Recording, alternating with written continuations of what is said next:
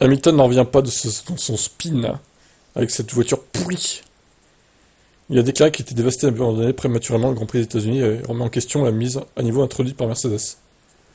Je me sentais bien, je suis remonté jusqu'à la 12e place, le meilleur départ et le meilleur virage que j'ai eu depuis longtemps. Je n'étais même pas en train de pousser à ce moment-là, je commençais juste à démarrer et à mettre les pneus en température. La voiture s'est mise à rebondir, l'avant gauche s'est mis à rebondir et l'arrière s'est mis à tourner. C'était la même chose que George hier. En première partie de course, j'ai eu la même chose. J'ai fait un tête à queue dans le troisième virage. C'était tellement rare. Je n'ai jamais fait tête à queue dans le virage 3 depuis toutes les années que je suis ici.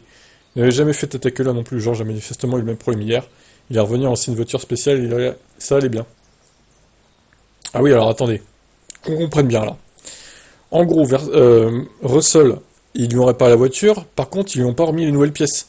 Ils lui ont remis la spécificité d'avant Austin.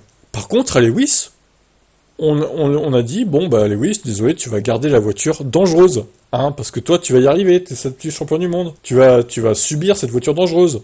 Eh bah ouais, mais non, il n'y a pas de miracle. Hein. Lewis Hamilton, voilà, il a fait ce qu'il a pu avec cette voiture dangereuse. Et bah il n'y a pas de miracle. Malheureusement, même s'ils allaient moins vite qu'en qualif, il y avait quand même le plein d'essence qui a déséquilibré la voiture aussi, ça aide pas.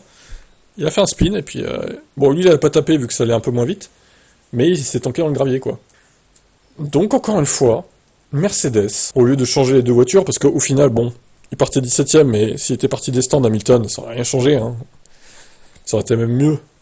Au final, les deux auraient été à égalité, ils auraient pu faire la course pour remonter entre eux, ça aurait été pas mal. Mais au final, non, voilà. Encore une fois, une mauvaise décision de Mercedes. Je termine. Alors peut-être il y a quelque chose avec la nouvelle mise à niveau.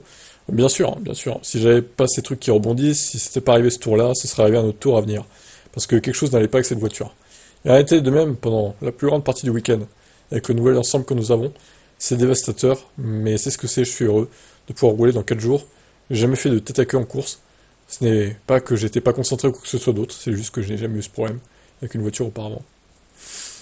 Moi je le crois. Honnêtement, les haters diront il est plus haut niveau, la retraite pour Lewis Hamilton, la saison de trop. Non, c'est pas ça. C'est juste que la mise à niveau apportée à Austin est super dangereuse. Voilà. Toto Wolff, c'est encore foiré. Et toute son équipe, pas que lui. Hein. James Allison, pareil. Hein. James Allison, carton rouge. Hein. Bref.